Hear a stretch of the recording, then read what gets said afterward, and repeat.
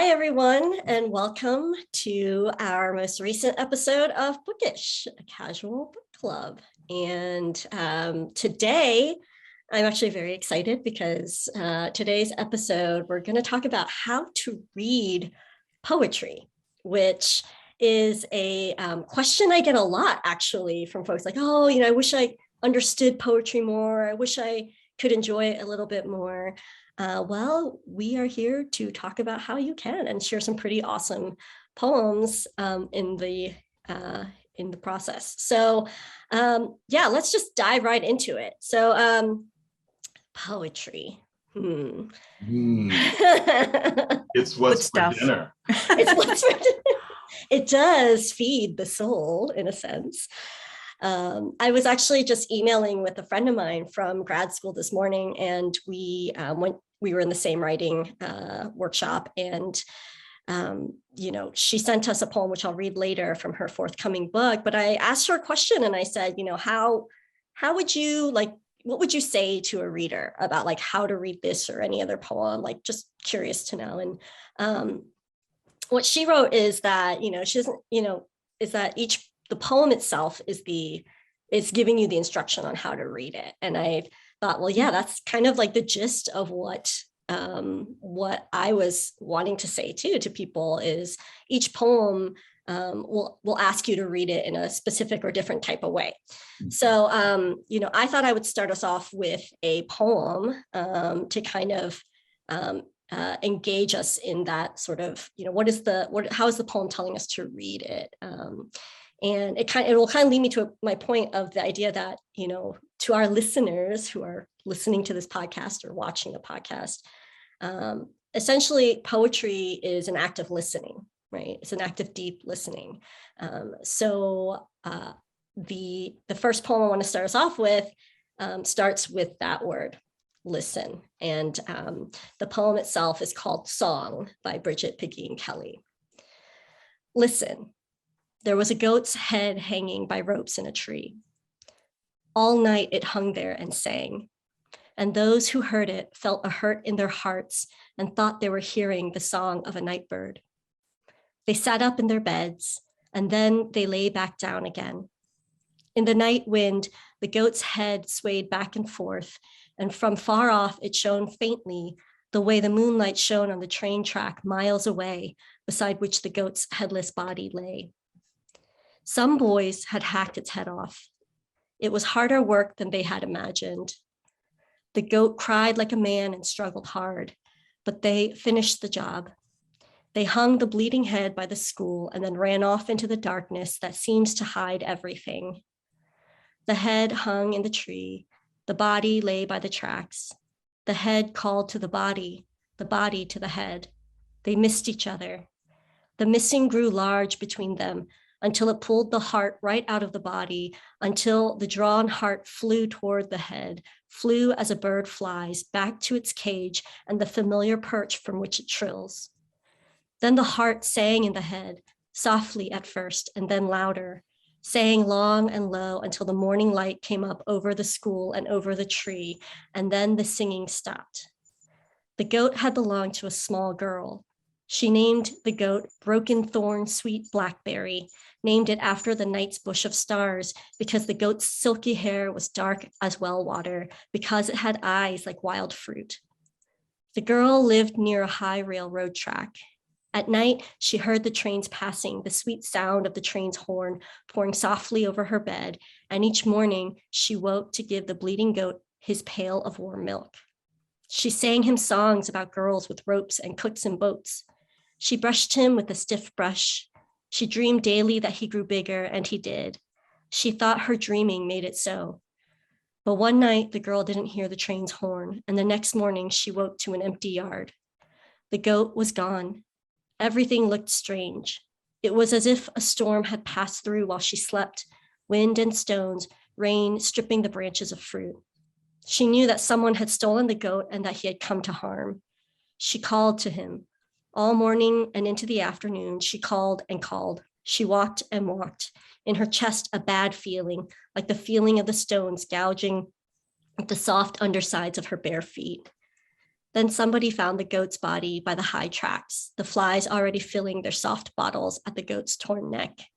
Then somebody found the head hanging in a tree by the school. They hurried to take these things away so the girl would not see them. They hurried to raise money to buy the girl another goat.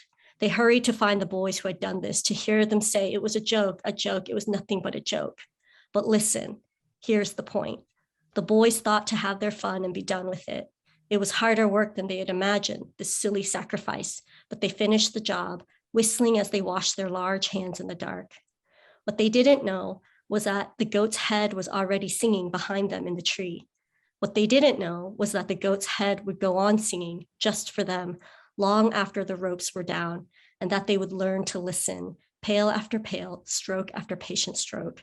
They would wake in the night thinking they heard the wind in the trees or a night bird, but their hearts beating harder. There would be a whistle, a hum, a high murmur, and at last, a song. The low song a lost boy sings, remembering his mother's call. Not a cruel song. No, not cruel at all. This song is sweet. It is sweet. The heart dies of this sweetness. So if for our listeners, that's a long poem, but if our listeners want to hear more about like the analysis of the poem, the poet Nicole Brown does a great one on YouTube. You can just kind of search for it. But, that poem starts off with the idea of like, listen, right? And then it goes into kind of like a gory, gruesome, sort of almost like a fable type of thing about this goat beheaded by these like boys who are playing a prank. And usually what a lot of like people say to me, I don't know about you guys, but like they ask like, what is the poem about? Like, what is that poem about? What's going on? I don't get it. I don't understand it. But when you hear the poem start off with listen, you can tell that there is, and she says it twice, so the poet writes it twice, but listen, here's the point, and it's this idea, and the poem is titled Song, and it's this idea of what do you hear, and we've talked about this theme before in our podcast, but what I really like about that poem is it challenges you to not look away from things, right? But then also see kind of like the humanity of it too, right? The boys thought they were going to do this prank, but it was much harder. She repeats that it was a much harder job, but they finished the job. And in the end, what haunts them is not the thing that is not the prank, what haunts them is this thing that they have done, and it's pulling out their own humanity, right? The sweetness of the song.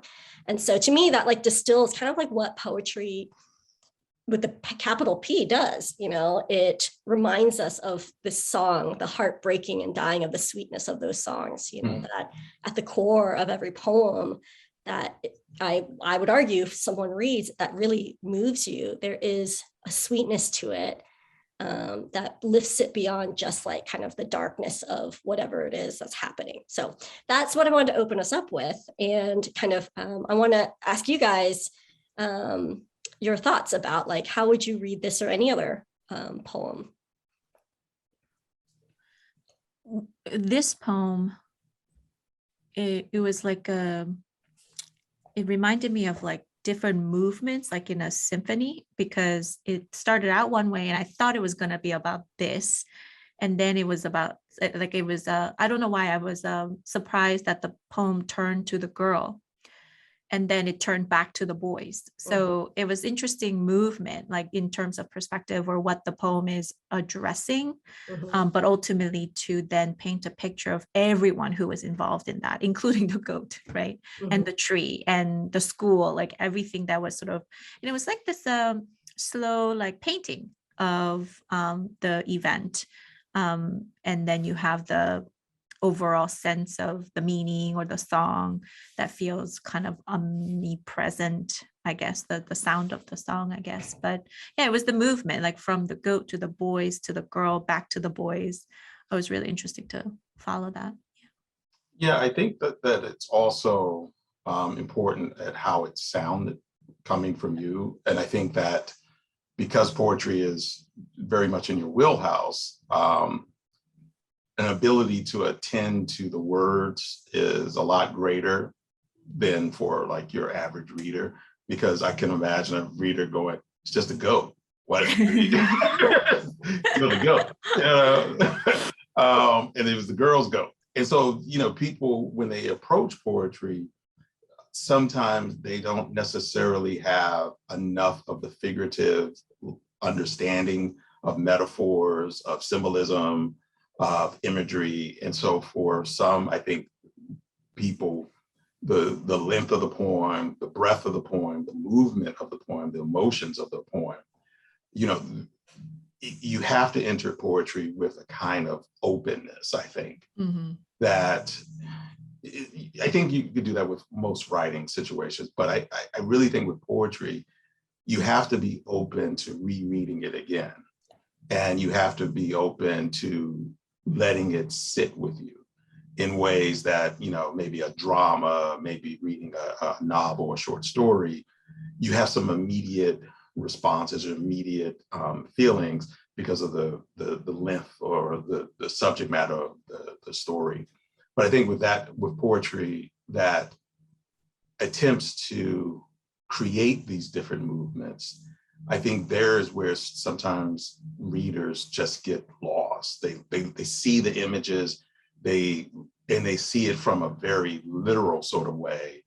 And I'm just thinking about my son. Well, why didn't they just arrest him? They try to make resolution simple, but that's not the point of the poem. Right.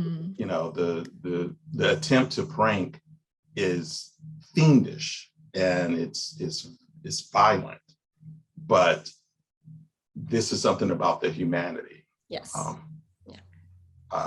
everything.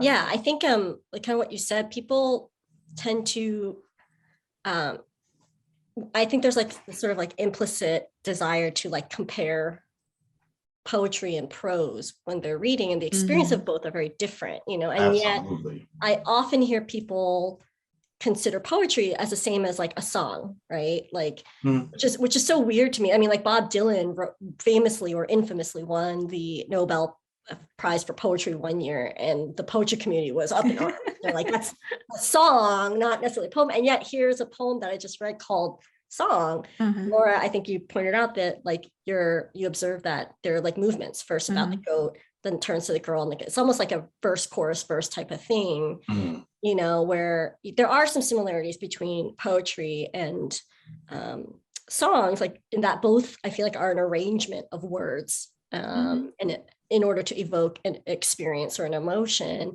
beyond maybe the literal meaning that's in the song itself, right? Absolutely. And so, it's interesting to me that people have such a hard time with poetry, but when you put a melody to a song, they can, basically memorize, the most random, combination of words. Yeah. Sometimes, yeah. Yeah, that don't even necessarily make any sense. And yet they're like, oh, but it makes me feel things, Yeah. And I would argue like poetry is asking you to do the same thing. And you're right, Kofi, like the idea of an open mind.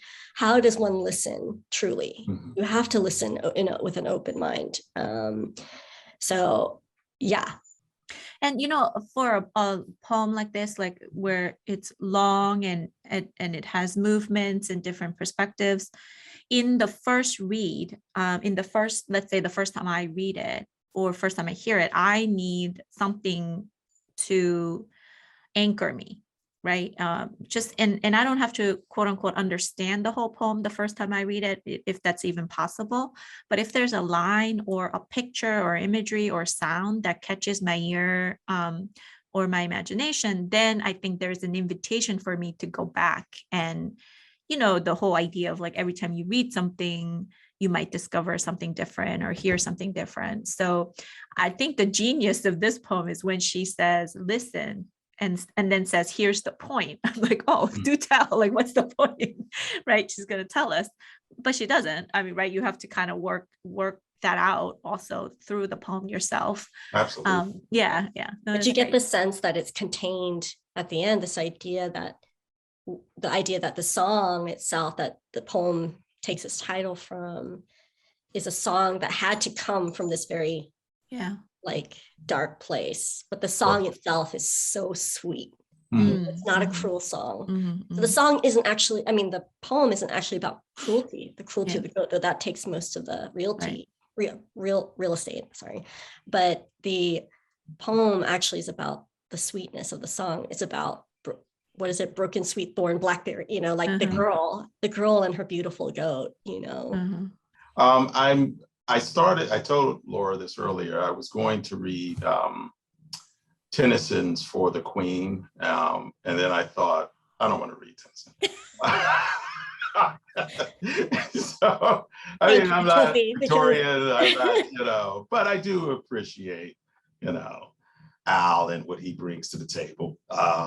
That's Lord Al to you. Well, Lord Al. I love it. We have a different relationship, so Right. I just call him Al 10. So I settled on Larry Neal. And for people who don't know who Larry Neal is, he's the co-founder of the Black Arts Repertoire Theater and one of the co-editors of the anthology Blackfire with Amiri Baraka. And so I have one of his books. It's Visions of a Liberated Future, Black Arts Movement Writings. And it's pretty much a variety of things that, traverse the 60s into the 70s. One of his characters, if you will, is someone called Shine. So I wanted to read 2 Shine poems. Shine goes to jail. There was no toilet to speak of, and they gave us old newspapers to wipe our asses with. There was only this rut running through the cell. It was flushed 3 times a day with water from a special pump. The water was mixed with pine oil disinfected. There is this cell. It's supposed to accommodate 3 men, but there are 4 of us here right now. Woody Neal from Georgia, down around Atlanta. Silas T. Washington over here. He's near Titusville, Alabama. I know his folks. Blind Jack sitting there yonder with his guitar. Well, he from Florence, Tennessee, same as Handy. And me, I'm from everywhere. So the thing about Shine is that Shine represents not just Black people or Black men, but just a particular character, like a trickster character that you will find in a lot of, Black folk tales and things like that, like John Henry or something like that. So Shine touched by Death's Whisper. Gray trees and the song, oh, how we murder our sinews, the bodies wronged by looming fear, the grim, fantastic knife cutting the humid air in his throat. See how the jagged toothed murderer dances on the edge of his glass. I, Shine, say there is a putrid wind blowing through those sockets. I say we bear the death din as well as the cooing song of the lovers among the summer grasses, a demon memory that is those specters, those echoes, those persistent ancestor warnings, and the magic we know we have lost and strive to retain, oh, singer. It's interesting because you were starting with song, and I read these earlier, and I thought, oh, this will be cool. Yeah. But I think there is a kind of telling of a tale.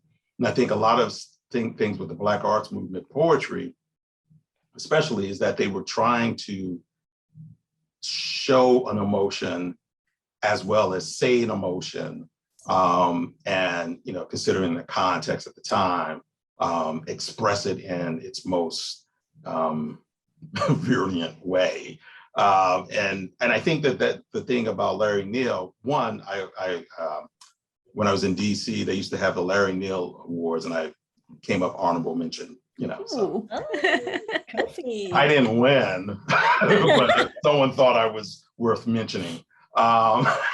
But I've always been fascinated with the Black arts movement and what their poetry means, especially as it bleeds into aspects of hip hop and aspects of, sort of the Afrofuturism.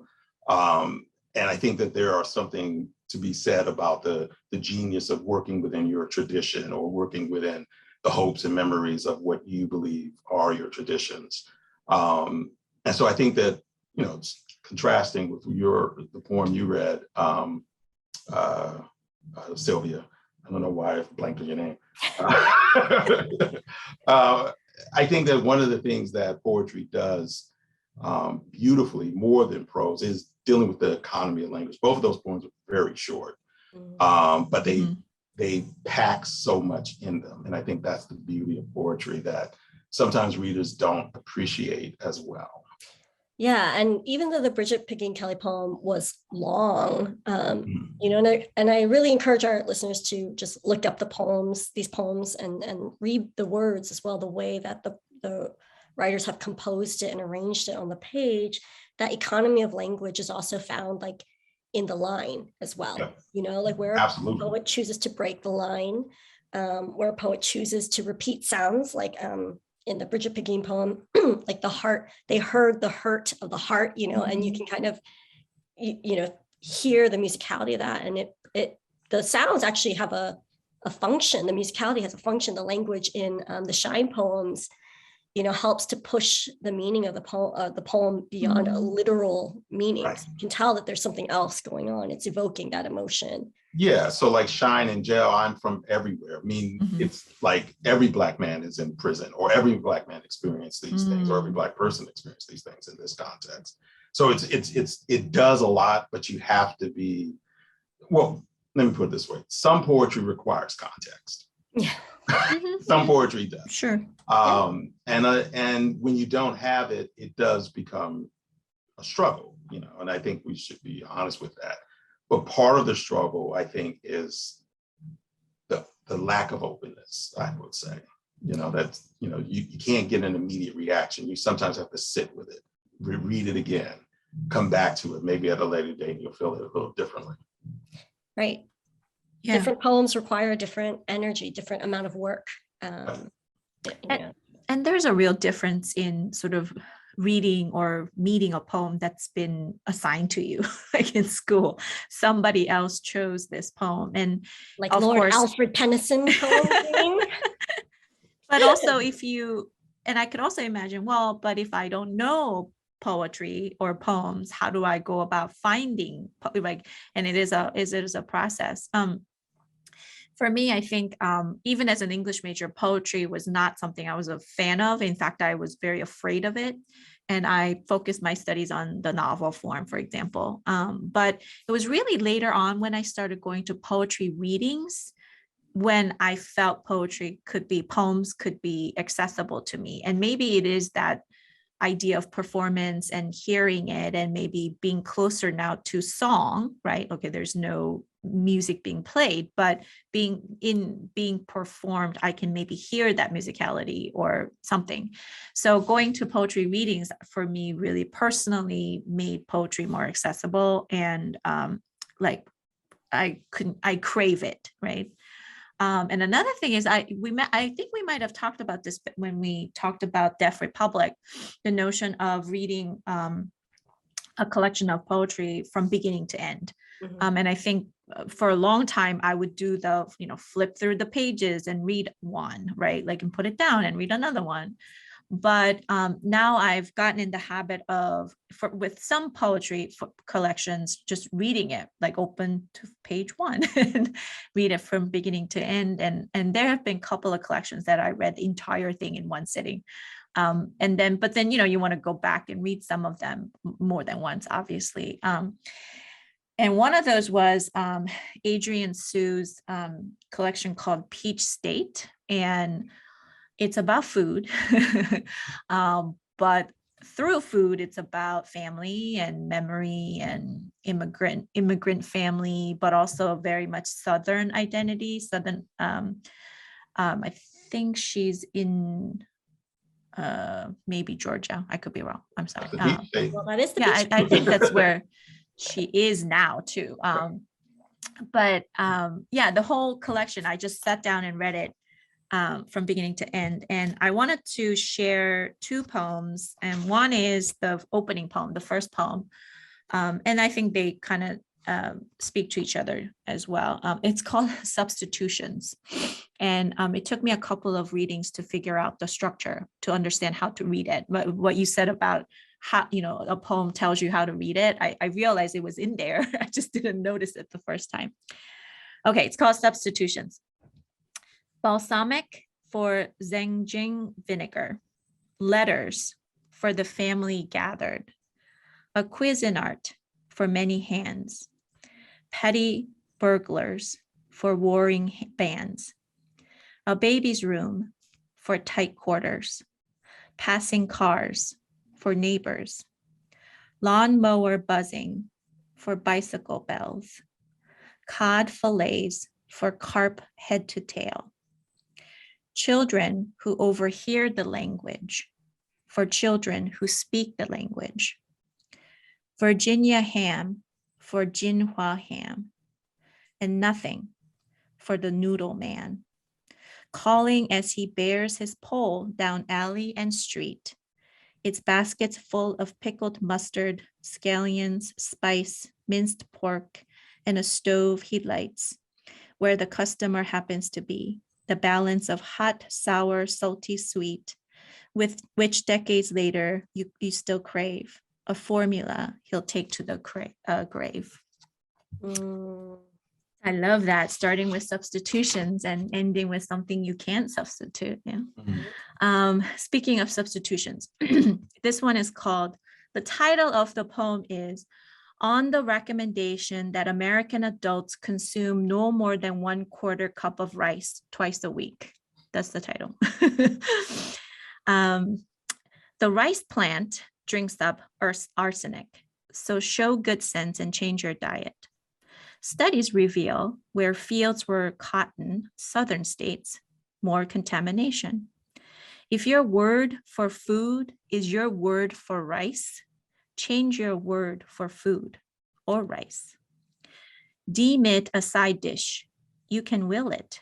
Learn to love barley, amaranth, millet.